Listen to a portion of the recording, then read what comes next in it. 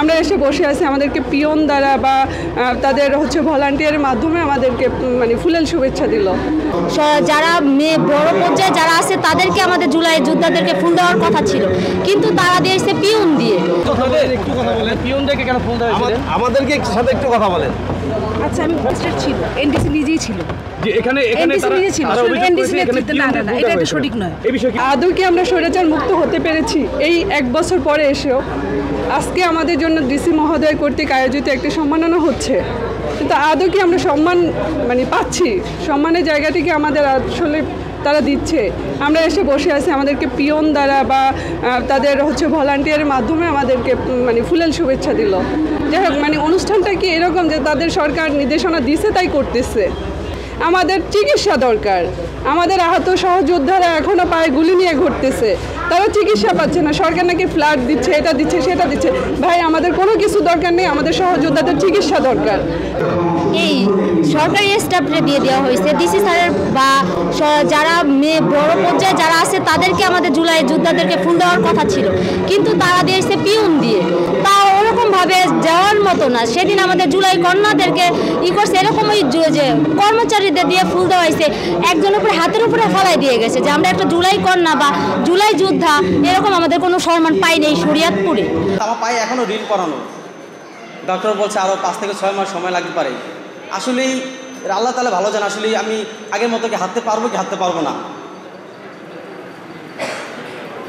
আমরা যেই পরিমাণ চিকিৎসা পাওয়ার কথা ছিলাম, বাংলাদেশ সর্বোচ্চ লেভেলের যে ভালো চিকিৎসা আমরা পাওয়ার কথা ছিল আমাদের, সেই চিকিৎসা আমরা এখনও পাই নাই। সেই পুলিশ বাহিনী দিয়ে গিয়ে আমার হসপিটাল থেকে বের করে দেওয়া হয়েছে, আমাদেরকে চিকিৎসা না দিয়ে সময় দেওয়া হয়েছে আমাকে 10 মিনিট বের হয়ে যায় হসপিটাল থেকে, নাহলে আমাদের খারাপ কেউ বলবে না, হবে না। এরকম পুলিশ বাহিনী দিয়ে আমাদেরকে হসপিটাল বের করে দেওয়া হয়েছে। আজ আমরা কোথায় দাঁড়িয়ে? এরকমটা আমরা চেয়েছিলাম। 2024 সালে 19শে জুলাই রাজধানী রামপুরায় আমার পায়ে লাইভ বুলেট লাগে। তো বুলেট লাগার পরের দিন থেকে আমরা অনেক শঙ্কায় ছিলাম। পরবর্তী যখন 5ই আগস্ট খুনি হাসিনা পালিয়ে গেছে, তো তখন সবচেয়ে বড় যে আফসোসটা ছিল সেটা হলো সবাই উদযাপন করছে, খুনি হাসিনা পালিয়ে গেছে, সবাই উদযাপন করছে, কিন্তু আমরা উদযাপন করতে পারিনি। তো এটা আমাদের একটা আফসোস রয়ে গেছে। সবাই নিজেকে সংস্কার করুন, নিজে সংস্কার না হলে রাষ্ট্র সংস্কার হবে না। এবং সরকারি দপ্তরগুলো তাদের সেবা নির্বিঘ্নে দিবে, কোন রাজনৈতিক দলের নেতার টেলিফোনে না। আমার নাগরিক সরকারি দপ্তরে যাবে, তার যেই সেবা সেটি তারা দিবে।